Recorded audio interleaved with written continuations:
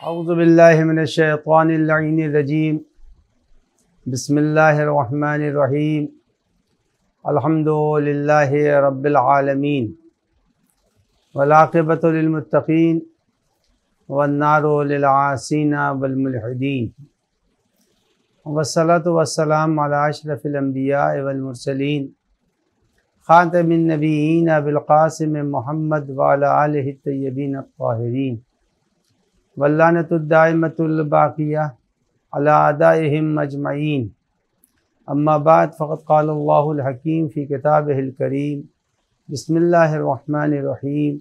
इन्ना अंज़लनाहु फ़ी लैलतिल क़द्र वमा अदराका मा लैलतुल क़द्र लैलतुल क़द्रि ख़ैरुम मिन अल्फ़ि शहर तनज़्ज़लुल मलाइकतु वर्रूहु फ़ीहा बिइज़्नि रब्बिहिम मिन कुल्लि अम्रिन सलाम हिया हत्ता मत्लइल फ़ज्र। सदक़ल्लाहुल अलीयुल अज़ीम व सदक़ रसूलुहुन नबीयुल करीम। मैं अपने तमाम नाज़रीन की खिदमत में आज पहली रमज़ान गुज़र चुकी है। सबको इस माह मुबारक रमज़ान की पहले मुबारकबाद पेश करता हूँ और दुआ ये करता हूँ कि रब्बुल इज़्ज़त इस महीने की तमाम बरकतों को, नेमतों को और सआदतों को तमाम हमारे मोमिनीन, चाहे वो हमें देख रहे हैं या नहीं देख रहे हैं, सबके शामिल हाल फरमाए और इस साल को इमाम यासर अलैहिस्सलातु वस्सलाम के ज़ुहूर का साल करार फरमाए। मेरे सारे नाज़रीन, मैंने कुरान मजीद के जिस सूरह मुबारका की तिलावत की है, इस सूरह मुबारका के कुछ फ़ज़ाइल हैं जिससे हमारे मोमिनीन इस माह मुबारक रमज़ान में जिस कदर भी हो सकता है वो इस्तिफ़ादे कर सकते हैं। ये वो महीना है जिस महीने में पैगम्बर अकरम के इरशाद की रोशनी में अल्लाह ने हमें दो सआदतें इनायत फरमाई हैं। पहली सआदत तो ये है कि अल्लाह ने अपना मेहमान करार दिया और जो अल्लाह का मेहमान है, ज़ाहिर है अल्लाह के मेहमान होने की जो इज़्ज़त और जो शरफ़ इंसानों को नसीब हुई है, ये इज़्ज़त और ये शरफ़, ये मर्तबा परवरदिगार आलम ने जिन लोगों को भी नसीब किया, अल्लाह हम सबको अल्लाह की मेहमानी का शरफ़ इनायत फरमाए। और जो अब तक किसी वजह से, बीमारी की वजह से रोज़े नहीं रख सके हैं, अल्लाह उनको सेहत व सलामती दे ताकि वो इस मेहमानी में शामिल हो सकें। अज़ीज़ान गिरामी, नाज़रीन मोहतरम, सूरह मुबारक क़द्र की फ़जीलत को जब बयान करने की कोशिश इंसान करता है तो रिवायत मासूमीन अलैहिस्सलातु वस्सलाम उसके लिए ज़रिया बनती हैं। मफ़ाती में जब आप माह मुबारक के आमाल की तरफ निगाह करेंगे और दुआओं को देखेंगे तो सबसे पहली जो दुआ है वो है अल्लाहुम्मा अर्ज़ुक़नी हज्ज बैतकल हराम। ऐ अल्लाह, मुझे हज्ज बैतुल्लाह की तौफ़ीक़ इनायत फ़रमा। ये तकरीबन 27-28 मौके हैं मफ़ाती की दुआ के बक़द्र, जिसमें मासूमीन ने इस महीने में हज की तमन्ना ज़ाहिर की है कि अल्लाह हमें हज की सआदत नसीब फरमा।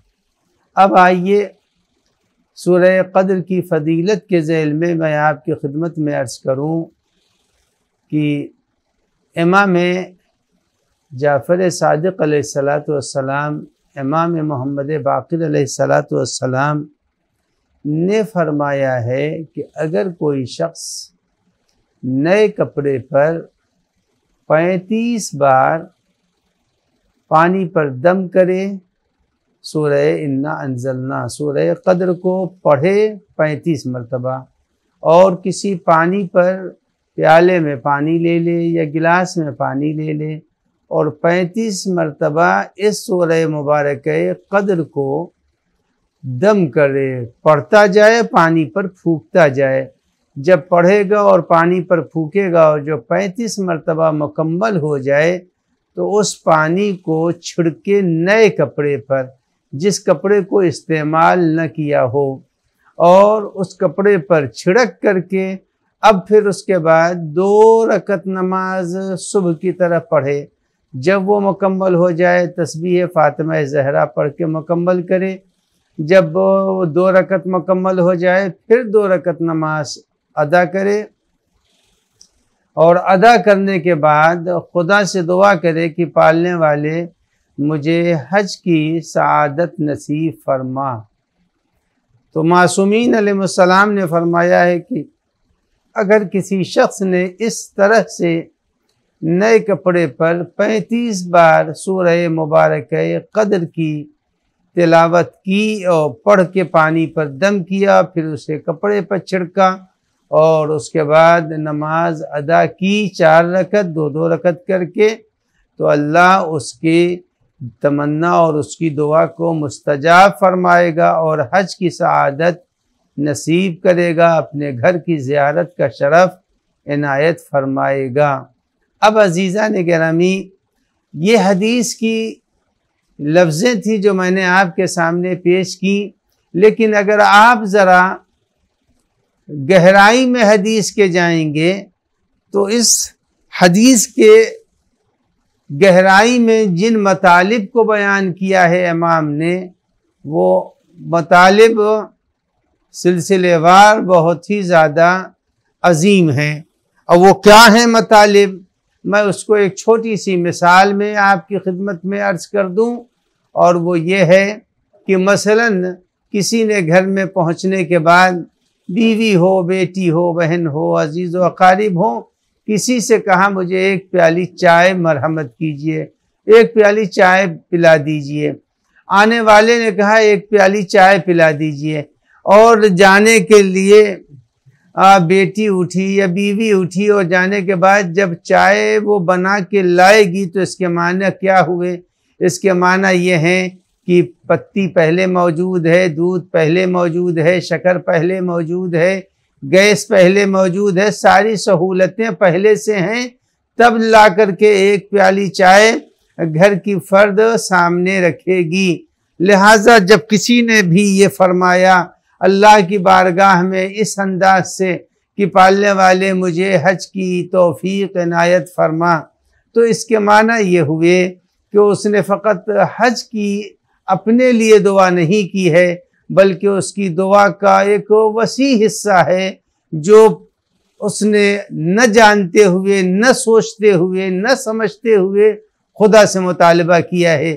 और वो मुतालबा क्या है? मसलन हज में जाने के लिए ज़रूरत है, तन्हा कोई हज नहीं कर सकता, एक काफ़िले की ज़रूरत है, तो उसने न चाहते हुए भी, चाहे उसका जहन न गया हो, लेकिन उसने कम से कम 40-50 मोमिनीन के लिए भी दुआ की है कि खुदाया हमको हज की तौफीक इनायत फरमा, तो मेरे साथ उन लोगों को भी बहरहाल चलना है जो इस काफ़िले का हिस्सा हैं। तो उसने अपने लिए फ़कत दुआ की कि हज की सआदत इनायत फरमा। एक काफ़िले की दुआ भी उसकी दुआ में छिपी हुई है। मसलन अगर इंसान हज के लिए जा रहा है तो ज़रूरत है कि बीमार न हो, परेशान हाल न हो, तो उसने इस एक दुआ के ज़रिए अपनी जिस्मानी सलामती का भी मुतालबा किया। और हज माली खर्च रखता है, लिहाजा इस एक दुआ में मालूम यह हुआ कि अपने माल का मुतालबा भी उसने किया है। साथ ही साथ उसने जब कहा पालने वाले मैं हज की तमन्ना रखता हूँ, और उसने ये अमल किया सूरह कद्र का, तो गोया मालूम ये हुआ कि वो चाहता है कि उसके साथ अगर उसकी बीवी चले तो वो भी सेहतमंद हो, उसके अखराजात भी फराहम हो जाएं। घर में जब वो न रहे तो घर भी महफूज रहे। अईज़ा और अकारिब जो उसके हैं वो सारे के सारे ज़माने सफ़र में, सफ़र के दौरान किसी को कोई तकलीफ़ न पहुँचे। तो एक छोटी सी दुआ में कितनी दुआ छिपी हुई है। मासूमीन अलैहिस्सलातु वस्सलाम ने इस सूरह कद्र की फजीलत को करार देते हुए कहा, अगर इस अंदाज से किसी ने अपने रब से इस माह मुबारक रमज़ान में दुआ की तो परवरदिगार आलम उसकी दुआए हज को कबूल करेगा। तो सूरह कद्र की एक फजीलत ये हुई कि 35 मरतबा। अब आइए फिर इमाम जाफ़र सादिक़ अलैहिस्सलाम का इरशाद है। ये इरशाद जिन लोगों की रोज़ियाँ कम हैं, इमाम ने फरमाया कि अगर अब फिगर बदल गई, इमाम ने फरमाया कि अगर किसी ने 32 बार सूरह कद्र को पानी पर पढ़ के दम किया और दम करने के बाद किसी कपड़े पर, अपने पहनने वाले कपड़े पर छिड़क दिया, अब ये कपड़ा जब तक उसके बदन पर रहेगा उसके रोज़ी की फरावानी का ज़ामिन है, अल्लाह उसको कसरत से रोज़ी इनायत फरमाएगा।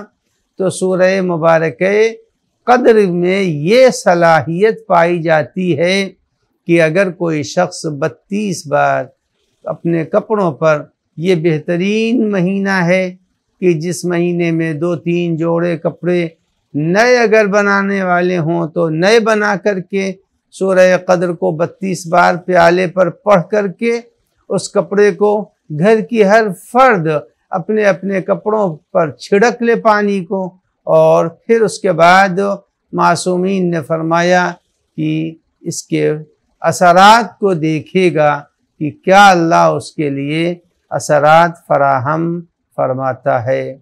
ये तो एक रुख था जिसकी तरफ मैंने आपको मुतवज्जे किया। अब आइए मासूमीन अलैहिस्सलातु वस्सलाम ने सूरह मुबारक कद्र को ज़रिया बनाया है कबूलियत दुआ का। लिहाजा इमाम ने फरमाया कि अगर कोई शख्स अपनी दुआ से पहले दुआ करना चाहता है, दुआ से पहले सूरह कद्र को 7 मरतबा पढ़ ले और पढ़ने के बाद दुआ शुरू करे। जब वो दुआ करेगा 7 बार सूरह मुबारक कद्र को पढ़ करके, तो अब मासूमीन अलैहिस्सलातु वस्सलाम ने फरमाया कि जो भी सूरह कद्र को पहले पढ़े दुआ बाद में करे तो ये दुआ गोया के सूरह कद्र उसके लिए एक लिफाफा बन जाता है। जैसे आदमी अपने ख़त को, अपनी ज़रूरत की चीज़ों को या अपनी बहुत अहम चीज़ों को किसी पैकेट में रखता है और उसके बाद वो भेजता है। इमाम ने फरमाया कि सूरह मुबारक कद्र अगर आदमी अपनी दुआ से पहले पढ़ ले और उसके बाद दुआ करे तो ये दुआ परवरदिगार आलम की बारगाह में मुस्तजाब होती है और ये दुआ रद्द नहीं होती। ये उसके तीसरा रुख है जिसकी तरफ मैंने आपको मुतवज्जे किया कि हम इस सूरह मुबारक कद्र की अज़मत को पहचाने की ये सूरह कद्र है क्या। अब सूरह मुबारक कद्र की एक और फजीलत की तरफ मैं इशारा कर दूं। कुरान मजीद सूरह मुबारक हदीद में फरमाता है, इरशाद हो रहा है, तरल मोमिनीन वल मोमिनात यस्आ नूरुहुम बैन अयदीहिम। सूरह हदीद की ये 12वीं आयत है जिसके अंदर इरशाद हो रहा है कि क़यामत का दिन जब आएगा तो वहाँ कोई सूरज नहीं होगा, वहाँ कोई चाँद नहीं होगा, वहाँ कोई सितारे नहीं होंगे। मैदान महशर होगा और मैदान महशर में बिल्कुल तारीकी होगी जो मगर मोमिनीन के लिए वहाँ के ऊपर कुरान मजीद की इस आये करीमा में यह है कि उनकी पेशानियों से एक नूर निकल रहा होगा और यस्आ, और इसी नूर के सहारे वो चल रहे होंगे। मालूम यह हुआ कि इंसान की पेशानी से नूर निकलेगा और वो उस नूर के सहारे मैदान महशर में चल रहा होगा। कुरान ने फरमाया है कि तरल मोमिनीन वल मोमिनात, ये सआदत दोनों को नसीब होगी, मोमिन को भी नसीब होगी और मोमिनात ख़वातीन को भी, औरतों को भी नसीब होगी कि वो मैदान महशर में एक मखसूस नूर के ज़रिए से, अब वो नूर इनको कहाँ से मिलेगा? कौन सा ऐसा अमल है जिस अमल कोई बुनियाद पर अल्लाह इनकी पेशानियों से एक नूर, एक लाइट, एक रोशनी निकल रही होगी? वो कौन सा ऐसा अमल है जिससे ये सलाहियत इनको नसीब होगी? तो अइम्मे ताहिरीन अलैहिस्सलातु वस्सलाम ने फरमाया कि नमाज के ज़रिए से ये रोशनी नहीं नसीब होगी, हज के ज़रिए से ये नहीं नसीब होगी। ये सादत सबके सवाब अलग अलग हैं, लेकिन ये रोशनी जो नसीब होगी, जो पेशानी से फूट रही होगी और अंधेरे में ये इंसान चल रहा होगा, आसानी से, इसे कोई चलने में जहमत नहीं होगी। इमाम ने फरमाया कि यह रोशनी जो उसे नसीब होगी, ये रोशनी सूरह मुबारक क़द्र के पढ़ने से उसे हासिल होगी। तो अब अज़ीज़ान गिरामी, इस नुक्ते को मद्देनज़र रखना चाहिए कि सूरह क़द्र वो सूरा है जिस सूरे की तिलावत से इंसान मैदान महशर के अंधेरों में रोशनी हासिल करेगा। अब आपकी खिदमत में सूरह क़द्र की फजीलतों के ज़ैल में सारी बातें आने वाले दिनों में आएंगी, लेकिन ये इब्तिदाई चीज़ें हैं जो सूरह मुबारक क़द्र में मासूमीन अलैहिस्सलातु वस्सलाम ने बयान फरमाई है। ताकीद की गई है कि रोज़ाना 100 बार माह मुबारक रमज़ान में सूरह मुबारक क़द्र की तिलावत कर लिया करो। 100 बार, ये 100 मरतबा जो सूरह मुबारक क़द्र की तिलावत की ताकीद की गई है, उसकी वजह यह है कि यही वो सूरा है जिस सूरा के अंदर रब्बुल इज़्ज़त ने कुरान के नाजिल होने का तज़किरा सराहत से किया है। ऐसे सूरह मुबारक दुखान में भी है, लेकिन इस सूरह में इरशाद हो रहा है कि इन्ना अंज़लनाहु फ़ी लैलतिल क़द्र, हमने इस कुरान को शब-ए क़द्र में नाजिल किया है। तो सूरह मुबारक क़द्र की बहुत ज़्यादा ताकीद की गई है कि ये वो सूरा है जिस सूरह मुबारका की बरकत से इंसान अपने आने वाले ख़तरों को बरतरफ कर सकता है। अब इमाम जाफ़र सादिक़ अलैहिस्सलातु वस्सलाम का इरशाद है, आजकल कोरोना की वबा बहुत तेज़ी से फैली हुई है और इस वबा से बचने के लिए बेहतरीन नुस्खा है सूरह मुबारक क़द्र। और कितना बेहतरीन नुस्खा है उसको इमाम ने इस तरह से फरमाया। इमाम फरमाते हैं कि अगर कोई शख्स रात में, देखिए अलग अलग फ़िगरें बताई हैं और ये फ़िगर जितनी भी है उसके क्या असरात हैं, इस असरात को न आज तक न कोई समझ सकता है न कोई समझा सकता है कि फ़िगरों में कहीं 35 बताया, कहीं 32 बताया, कहीं 7 बताया और कहीं 15 मरतबा बताया। इनमें राज क्या है, इसे मासूम के अलावा कोई नहीं बता सकता। गिनतियों को जिन लोगों ने शुरू किया था वो भी आज तक राज नहीं बता सके कि इसके असरार क्या हैं।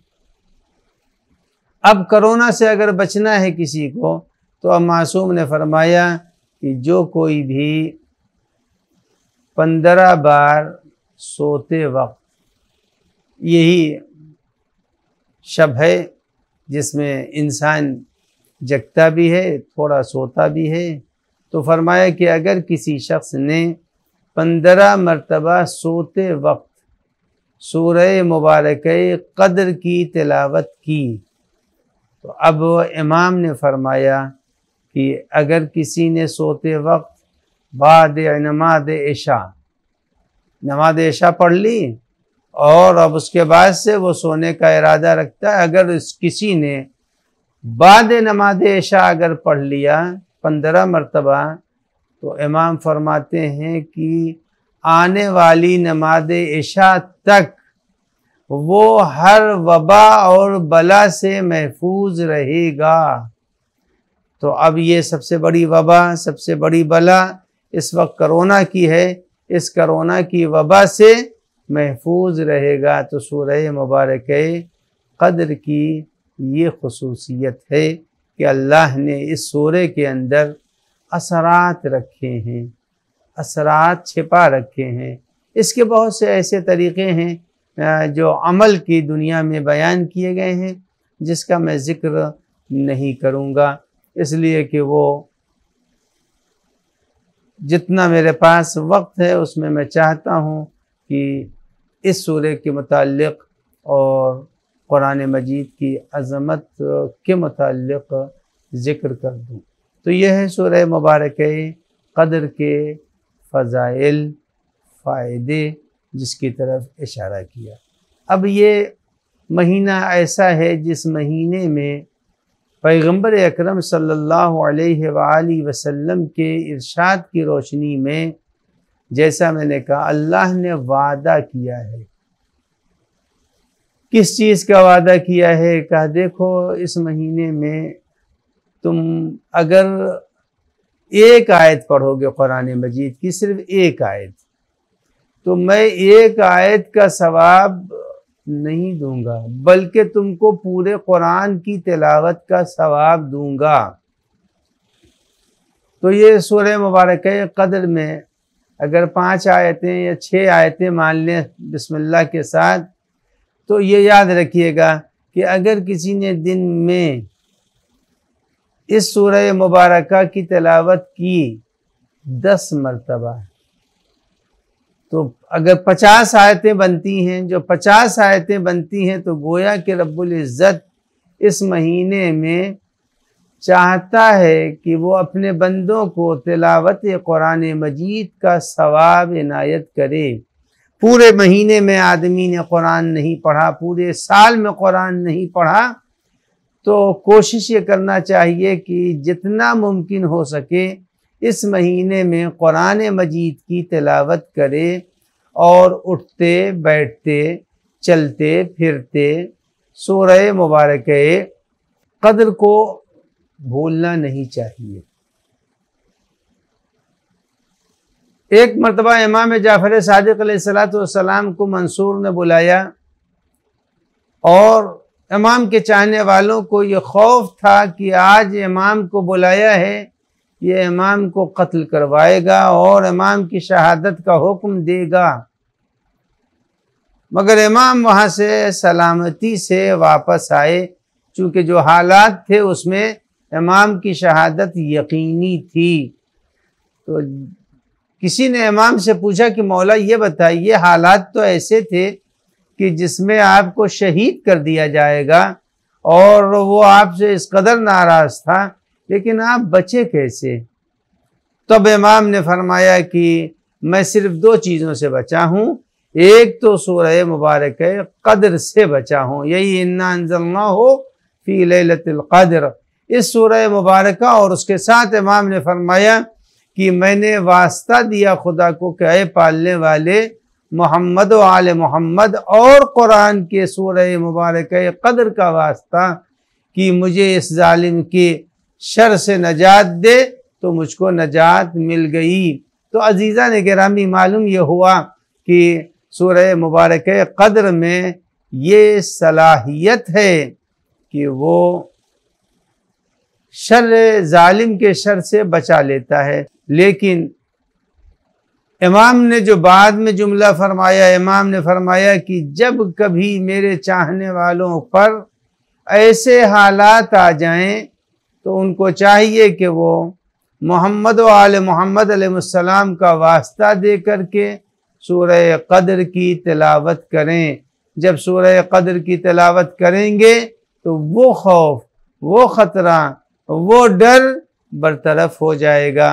तो सूरह मुबारक क़द्र की ये खूबी है, ये उसकी खुसूसियत है, ये उसका शरफ़ है। तो जिस कदर मुमकिन हो सके चलते फिरते कुरान मजीद के इस सूरे और छोटे छोटे जो सूरे हैं जिसकी तरफ मुतअद्दिद अफराद ने ज़िक्र किया होगा, आपने सुना होगा, लेकिन मैं सिर्फ़ सूरह क़द्र के फ़ज़ाइल, उसके असरात की तरफ आपके ज़हनों को इस वक्त मुतवज्जे कर रहा हूँ। सूरह मुबारक क़द्र ज़िंदगी की बलाओं को भी बरतरफ करता है और मरने के बाद भी इंसान जब बेबस हो जाता है उस वक्त भी ये सूरह मुबारका इंसान के काम आता है।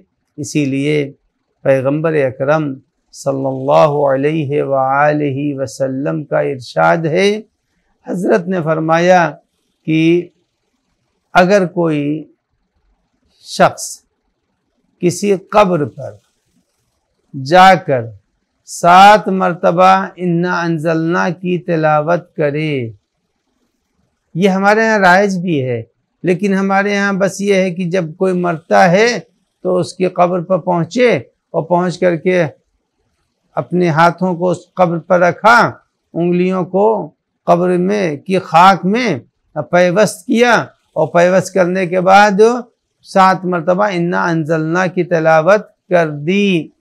लेकिन इमाम जाफ़र सादिक़, नबी अकरम और दूसरे अइम्मे हुदा अलैहिस्सलातु वस्सलाम ने फरमाया है कि अगर कोई शख्स मरने वाले की कब्र पर, चाहे वो मुर्दा 200 साल पुराना क्यों न हो, 100 साल पुराना क्यों न हो, करीब का हो, दूर का हो, जानने वाला हो, न जानने वाला हो, यूं ही किसी कब्र पर जाके अगर किसी ने 7 मरतबा, नहीं मालूम है कि वो कब्रिस्तान में पहुँचे, एक कब्र नज़र आई, हम पहचानते भी नहीं, जानते भी नहीं, फ़कत कब्र पर बैठ कर हाथ रख के 7 मरतबा अगर सूरह इन्ना अंज़लना की तिलावत की तो अब इसका सवाब सुनिए। मासूम अलैहिस्सलातु वस्सलाम ने फरमाया कि जिस किसी ने भी इस सूरह मुबारका की तिलावत 7 मरतबा कब्र पर कर दी तो वो भी बख्शा जाएगा, उसको भी परवरदिगार आलम जो कब्र में सो रहा है उसे भी माफ़ फरमाएगा। और यही नहीं का इस पढ़ने वाले के गुनाह को भी, यानी कारी को भी अल्लाह और पढ़ने वाले को भी अल्लाह माफ़ फरमाएगा। और जो कब्र के गोशे में सो रहा है अल्लाह उसके ऊपर भी रहमतें नादिल करेगा, उसके ऊपर भी अल्लाह अपना फजलो करम नादिल करेगा। तो अजीज़ान गिरामी, ये नुक्ता जहन में रहना चाहिए कि सूरह मुबारक क़द्र सिर्फ़ ज़िंदगी के मसाइल और मुश्किलात और परेशानियों को बरतरफ नहीं करता, बल्कि अगर कोई मर जाने वालों की कब्र पर भी जाके इस सूरह मुबारका की तिलावत करे तो रब्बुल इज़्ज़त उसको नजात देगा, उसको बचा लेगा। अब आइए एक रुख और आपकी खिदमत में सूरह मुबारक क़द्र का बयान कर दूं। इस सूरह मुबारक क़द्र की एक ख़ास सलाहियत ये है कि जिस वक्त इंसान इस सूरह मुबारका की तिलावत करता है और तिलावत के बाद गौर करे इसकी एक एक आयतों के ऊपर, हर आयत के अंदर कुछ न कुछ असर मासूमीन ने बयान फरमाया है। आयत के असरात को आज की तकरीर में बयान नहीं करूँगा, आज सिर्फ पूरे सूरह मुबारक क़द्र के फ़दाइल की तरफ इशारा करूँगा कि इस सूरह मुबारक क़द्र में फ़ायदे कितने हैं। उसके फ़ायदों में से एक फ़ायदा ये है कि अगर कोई शख्स इस सूरह मुबारक क़द्र को किसी ऐसे के लिए जिसकी दुआ मुस्तजाब न हो रही हो, उसके लिए ये अगर सूरह की तिलावत करे तो फिर अल्लाह उसके हक़ में उसकी दुआ को कबूल फरमाएगा। और इस सूरह मुबारक क़द्र की फ़जीलतों में से ये है, अगर कोई बीमार है और उसकी बीमारी बहुत लंबी हो गई है, तो इमाम ने फरमाया कि अगर कोई शख्स अपने बीमार को पानी पर दम करके उस पानी को पिला दे, उससे उसका मुंह धो दे, उस पानी से उसे नहला दे, तो वो लाइलाज बीमारी भी उसकी ख़त्म हो जाती है। तो सूरह मुबारक क़द्र की ये खूबी है कि परवरदिगार आलम इस सूरह से बीमारों को शिफा देता है, लाइलाज का इलाज हो जाता है। तो कितनी बड़ी सआदत है। आम दिनों में आदमी की दुआ को अल्लाह ने कबूल करने का वादा नहीं फरमाया है, ये उसका करम है, वो वादा किए बग़ैर दुआओं को कबूल कर लेता है। लेकिन माह मुबारक रमज़ान में अल्लाह ने वादा फरमाया, जैसा पैगंबर ने फरमाया था कि अल्लाह ने वादा फरमाया है कि वो तुम्हारी दुआओं को कबूल करेगा। लिहाजा इस महीने में कोशिश ये करना चाहिए कि दुआ के दायरे को बढ़ा दे अपने, और जब दुआ के दायरे को बढ़ाएगा तो उमूमन आदमी अपने लिए दुआ करता है, लेकिन आदाब दुआ में यह है कि अगर दुआ कर रहा है कि पालने वाले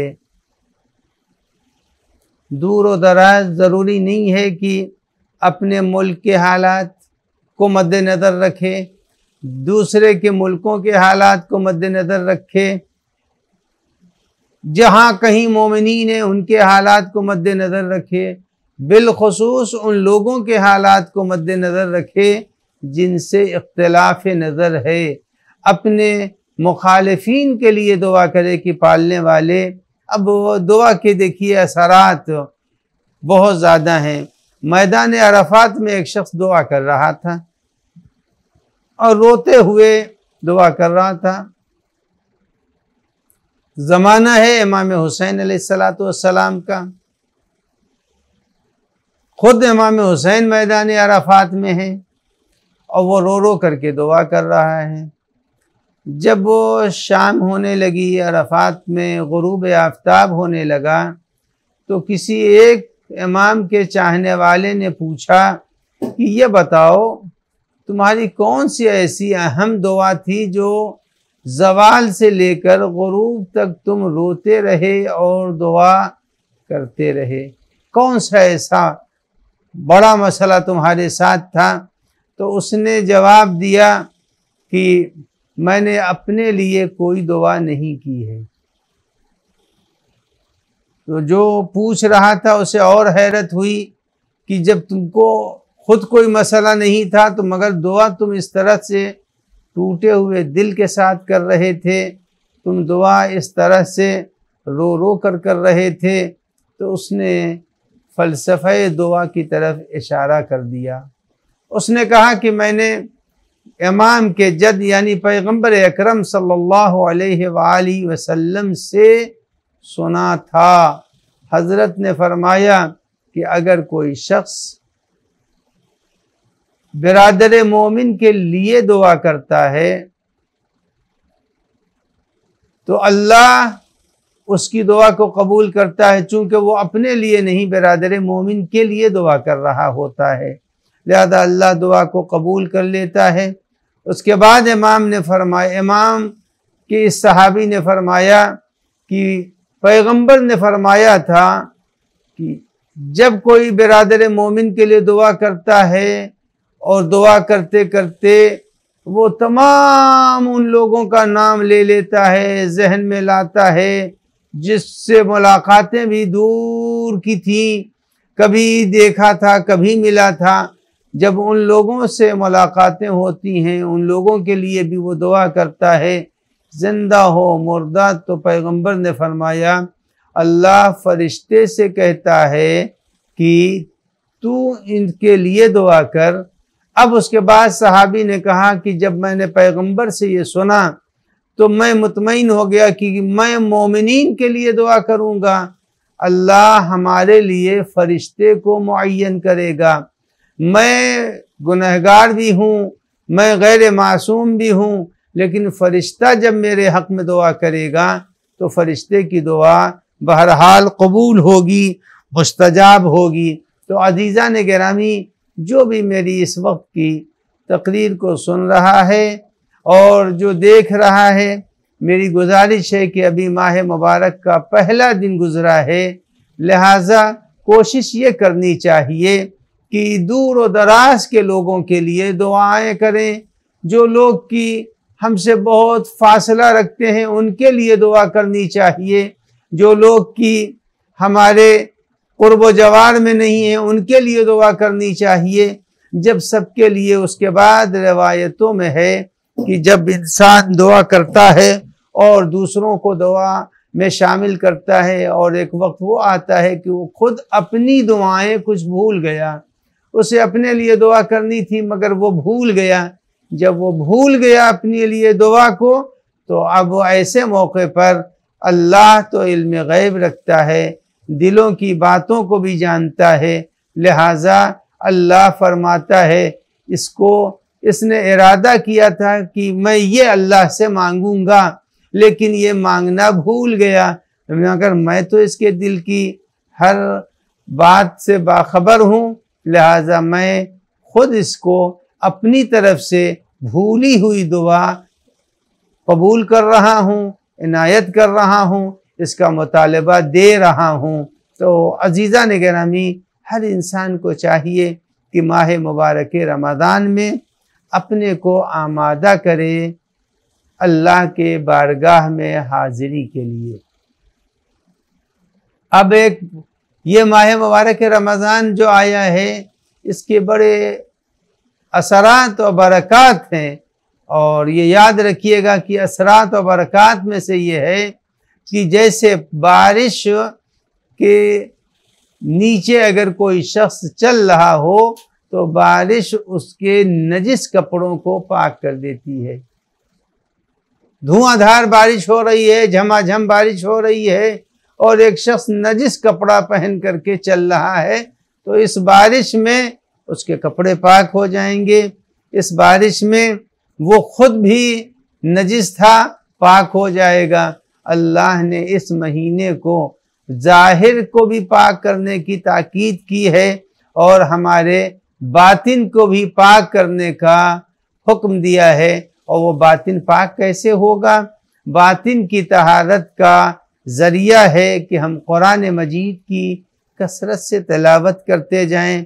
और जो लोग भी इस ज़माने में कोई उज़्र नहीं कर सकता, मुझे कुरान पढ़ने नहीं आता, नहीं, इस ज़माने में भी इंसान को कुरान पढ़ने की जो सहूलतें हैं और ज़माने से ज़्यादा पाई जाती हैं।